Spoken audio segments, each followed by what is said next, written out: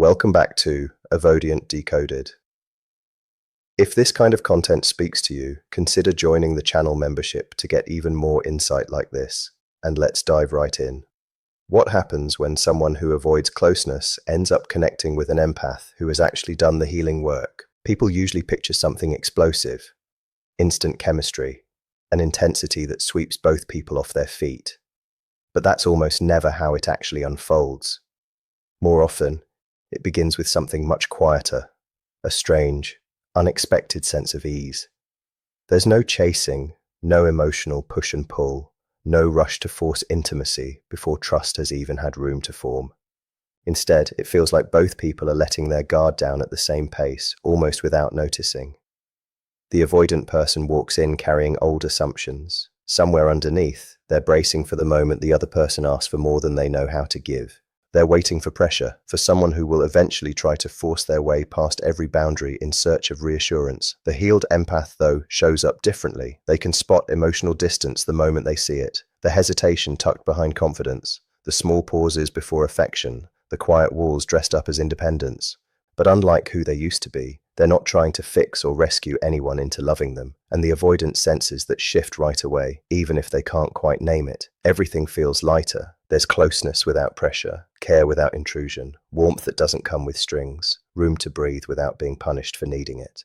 For someone who's spent years guarding themselves, that combination feels almost unbelievable, like standing close to a fire that warms you instead of threatening to burn you. That's usually why they stay longer than they meant to. Their defenses start coming down before they've even decided to let them. If you've ever been in a connection like this, you know it goes way beyond simple attraction. It exposes every wall you built, convinced it was protecting you. Avoidants aren't pulled toward healed empaths randomly. What draws them in is the absence of chaos. Many of them have spent years with partners who reacted to distance by chasing harder, who panicked the moment consistency wavered, who tried to earn love through constant reassurance or overgiving. A healed empath operates on a different frequency. Their affection is real, but it isn't frantic. Their care is genuine, but it doesn't come with a leash.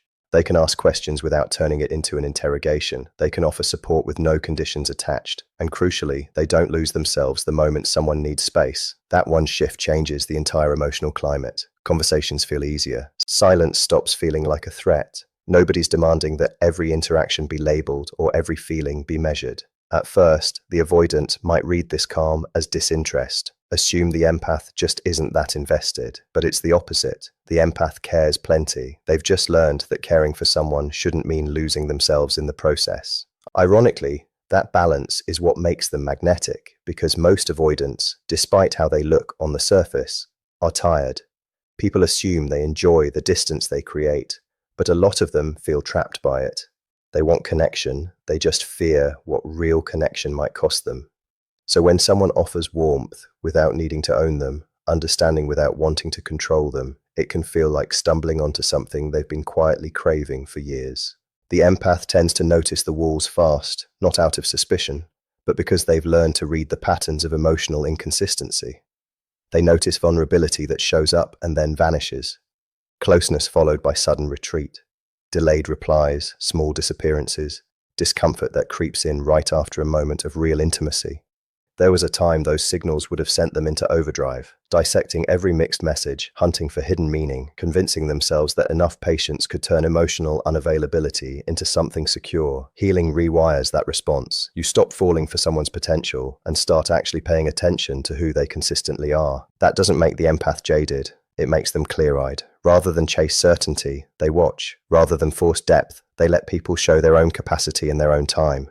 Oddly enough, that restraint is often what pulls the avoidant in closer. They feel respected instead of cornered, met with curiosity instead of defensiveness. Slowly, pieces of themselves start coming out. Stories surface during late-night conversations. Old wounds slip out in fragments. Thoughts they usually bury start finding their way into the open. The healed empath just listens. No fixing, no rescuing, no trying to own the moment. And that quiet acceptance can be disarming in a way they didn't expect. Most avoidants are used to their vulnerability, triggering a reaction, advice, fixing, someone demanding more closeness in response. Instead, they get understanding. For a while, it's peaceful. No games, no guilt trips, no constant hunger for reassurance. The empath naturally gives room to breathe because they know love can't survive where control lives. As a result, the avoidant feels something unfamiliar, connected but still free. They start reaching out more, staying present longer, sharing more. Even their body language relaxes. Their nervous system finally exhales. Connection stops feeling like a trap and starts feeling safe. But underneath that comfort, something else starts stirring. Fear. Because feeling safe also means becoming visible, and visibility is terrifying for someone who's survived by staying hidden. The avoidant starts to realize this person can see past the image they present to everyone else, past the self-sufficiency, past the "I'm fine" front. The empath picks up on the sadness tucked under the withdrawal, the loneliness disguised as independence, the fear wearing the mask of needing space. Part of the avoidant feels relief, another part feels exposed. That's usually the turning point. Because avoidants don't always pull away when they stop caring. A lot of the time, they pull away because they've started caring enough that losing it now actually terrifies them. The healed empath usually senses the shift almost right away. Messages get shorter, affection turns inconsistent, any attempt at real openness meets resistance. But unlike who they used to be, they don't spiral. They stay grounded, honoring their own needs while still recognizing that the other person is struggling. This is exactly where the dynamic breaks from the unhealthy patterns either of them may have lived through before. The avoidant, on some level, is bracing for pursuit, expecting someone to chase, plead, or pressure them back into closeness. Instead, they meet calm. No begging, no ultimatums, no one giving up their self-respect for a few crumbs of attention, just quiet, steady awareness. And strangely, that response often hits harder than any emotional outburst could, because for the first time, they're dealing with someone who understands exactly what's happening without abandoning themselves to manage it. For someone who's spent a lifetime expecting every relationship to follow the same script, that can be deeply disorienting. Avoidants are used to a certain rhythm, create distance, and someone chases. People reach out more, look for reassurance, ask more questions, try to pull things back together. Eventually that becomes the expected pattern, but a healed empath has stopped playing that role. They no longer treat silence like a riddle to solve. They stop replaying every delayed text or emotional retreat, searching for the exact right move to bring things back. Instead, they stay rooted in their own life, keeping up their routines, guarding their peace, tending to their own well-being. For the avoidant, this is disorienting in a new way. Their withdrawal doesn't get the reaction they unconsciously expected. No frantic chasing, no one compromising their dignity to prove loyalty, just space, quiet, respectful, honest space. And oddly, that silence ends up saying more than any argument ever could. The avoidant starts noticing the absence. The empath isn't orbiting their inconsistency anymore. They're not lingering, hoping for whatever emotional scraps come their way. And under the relief of having space to breathe, something else creeps in: discomfort. Because people who struggle with emotional availability often feel most in control when they're the ones managing the distance. But when someone else steps back calmly, no resentment, no desperation, the avoidant is left staring straight at the consequences of their own retreat. This is where the real test begins, not the loud kind, full of angry texts, dramatic blow-ups, or blocked numbers. The quiet kind, where the silence itself starts speaking. At first, the avoidant convinces themselves the space is necessary. They bury themselves in work, distractions, obligations, anything that hands back a sense of control. From the outside, they might look completely unbothered, maybe even relieved, but pushing feelings down isn't the same as working through them. Emotions that get shoved aside rarely vanish. They usually just settle underneath, waiting. Meanwhile, the healed empath experiences that same silence in a completely different way. There was probably a time when distance would have consumed them, when every unanswered message felt like a verdict, when they'd replay every conversation on a loop, hunting for what they did wrong or how to become more worth staying for. But healing changes what silence means to them now. Instead of treating it as punishment, they start treating it as information. Instead of spiraling, they observe. Instead of abandoning themselves emotionally, they get more present with themselves. They let sadness exist without letting it take over, and this is where something significant starts happening. The avoidant, somewhere underneath, is waiting for the empath to cave first, to bend their boundaries, just to keep the connection alive. But when that doesn't happen, the avoidant is left facing something they've spent years dodging: loss. Not necessarily loss of the relationship itself, but loss of access, of certainty, of someone who understood them without needing them to perform. A healed empath leaves a mark that's hard to replicate. Their presence feels safe in a way that's genuinely rare. They don't wield vulnerability as leverage. They don't turn intimacy into a bargaining chip. They create warmth without making the connection feel like labor. And once an avoidant has felt that kind of safety, everything else starts to feel a little empty by comparison. They start remembering the conversations that flowed without effort, the patience they rarely find elsewhere, the feeling of being understood without having to defend themselves. That memory of safety lingers long after the silence sets in. Here's the part most people never see. Avoidants are usually far more affected by distance than they let on. They just process it privately, and often slowly. The absence shows up in unexpected places, a song that brings the memory rushing back, a familiar spot that stirs something, a new conversation that feels flat next to what they once had. Quietly, they start realizing how rare that connection actually was. But vulnerability still feels risky, so instead of saying any of it out loud, they wrestle with it internally. Meanwhile, the healed empath is going through their own transformation. They come to terms with a hard truth: love can't run on potential forever. Chemistry doesn't equal emotional availability. This lesson stings especially for people who feel deeply because they naturally see past the surface. The wounds behind the withdrawal, the fear behind the distance, the pain tucked inside inconsistency. But healing teaches them something crucial. Understanding someone's pain doesn't automatically make the relationship workable.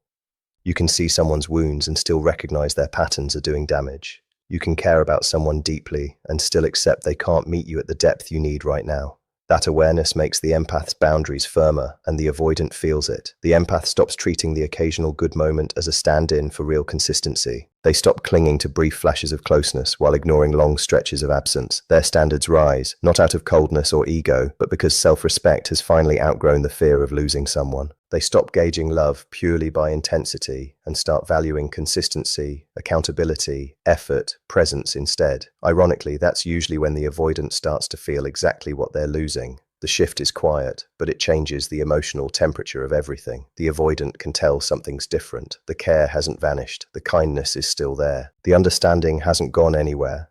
But the endless availability they used to take for granted isn't a given anymore. The empath isn't leaving the door wide open for inconsistency the way they used to. And that realization breeds real uncertainty. A lot of avoidants are used to controlling the pace of intimacy, deciding when things get closer, deciding when to pull back. Now the rhythm feels unfamiliar. The empath isn't overextending themselves to chase the connection anymore. Their energy is steadier, more self-contained. And suddenly, the avoidant is sitting with the exact thing they spent years avoiding: uncertainty. They start wondering if the connection is still there, if the empath has already moved on, if they waited too long to bring the consistency that was actually needed. It's a hard irony. Often it's only once emotional safety stops being a given that its value becomes obvious. Inside the avoidant, a quiet conflict builds. Part of them genuinely misses it, the understanding, the calm, the acceptance they rarely find anywhere else. But another part still dreads what real closeness demands. They want intimacy while fearing dependence. They want connection while resisting vulnerability. That contradiction creates real internal tension. Some numb it with distraction. Others feel restless without knowing exactly why. They revisit old messages, check social media more than they'd admit, think about reaching out, then talk themselves out of it, because underneath it all is a fear that isn't really about rejection, it's about exposure. The fear that opening up fully means giving up the emotional control that once kept them feeling safe. For a lot of avoidants, that control became a survival tool long before love ever entered the picture. That's exactly why connections with healed empaths hit so hard. Without force, without manipulation, without pressure, the empath quietly disrupts the whole emotional framework the avoidant built to protect themselves. Their steady presence shows the avoidant a different way of existing, one they've spent years avoiding. And once someone's felt that, it's hard to forget. Meanwhile, the healed empath is learning one of the hardest lessons growth has to offer. Not everyone who loves you can meet you where you are. That truth stings, because the empath can still feel the affection underneath the fear. They can sense the internal conflict behind the withdrawal, which makes letting go so much harder. In some ways, it'd almost be easier if the connection had never been real. But maturity teaches them not to confuse depth of feeling with readiness to show up. Someone can genuinely love you and still fail to be consistent. Someone can miss you and still retreat the second things get emotionally close. Eventually, the empath hits a crossroads. They realize compassion isn't the same as compatibility. Understanding can't do someone else's healing for them. And patience alone can't manufacture emotional availability. So they start grieving something more layered than simple rejection. They grieve the possibility, the future that might have existed under different circumstances, the relationship that almost got there but never found stable ground. Still, even through the heartbreak, they don't lose themselves trying to save it. That quiet act of self-respect changes everything, and even from far away, the avoidant can feel that shift. The empath is no longer operating from a place of lack. The desperation that once kept them holding on has faded. Their kindness is still there, but they're no longer sacrificing themselves to keep the connection alive, and that shift often stirs something unexpected in the avoidant. Sometimes it's a memory, sometimes loneliness cracks open feelings they buried long ago. Whatever the trigger, they find themselves looking back toward the person they once pushed away, but now regret comes with it. Deep down, they sense the empath isn't standing in the same spot anymore, waiting. When they finally reach out, it's rarely dramatic, a quick message, a casual check-in. But underneath it is a quiet hope that the door hasn't fully shut, and when contact resumes, they find something unexpected: clarity. The healed empath responds with warmth, but no urgency. Open, but not self-sacrificing. Present, but not dependent. Honest, without anger. For the avoidant, that's both comforting and uncomfortable, because now they're facing a truth they can't dodge anymore. The empath never asked for perfection, they just asked for presence. And somewhere inside, the avoidant knows that was the one thing they couldn't quite give. That becomes the real turning point. Love can expose your wounds, but healing takes more than love.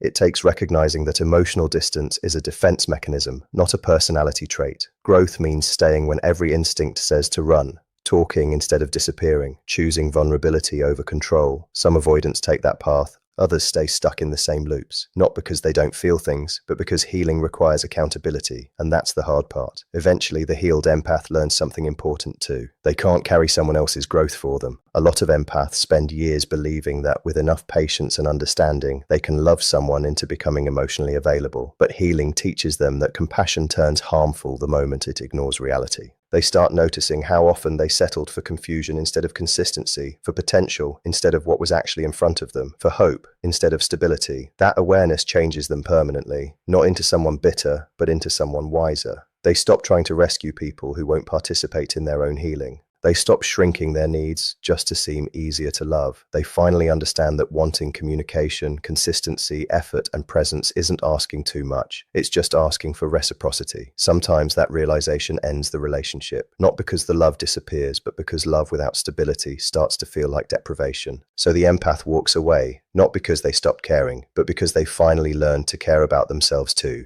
But not every story ends that way. Sometimes the avoidant actually chooses growth. They face the loneliness hiding under their independence and realize that shutting down was never strength. When both people are honest with themselves, the relationship can shift, no longer built on chasing and retreating, but on responsibility, honesty, and real mutual effort. The avoidant learns intimacy isn't a threat. The empath learns that self-abandonment was never love to begin with, and whether they end up together or apart, both walk away changed. Because the real lesson is simple. Love was never supposed to cost you yourself. In the end, when an avoidant meets a healed empath, both are forced to look at the patterns that shaped how they love. The avoidant learns real intimacy isn't something to fear. The empath learns love should never demand self-abandonment. Whatever happens between them, the connection leaves its mark, proof that real love is built on honesty, consistency, mutual effort, and the courage to be fully seen without disappearing into someone else along the way. When an avoidant meets a healed empath, both are quietly confronted with the patterns that shaped how they love. The avoidant learns that real intimacy isn't something to fear, and the empath learns that love should never demand self-abandonment. What happens between them isn't decided by chemistry or timing, but by whether each person is willing to show up honestly, stay consistent, and grow instead of retreat. Whether they end up staying together or walking separate paths, the connection leaves its mark on both of them. In the end, the deepest lesson is simple. Real love was never meant to cost you yourself. It's built on honesty, consistency, and the courage to be fully seen.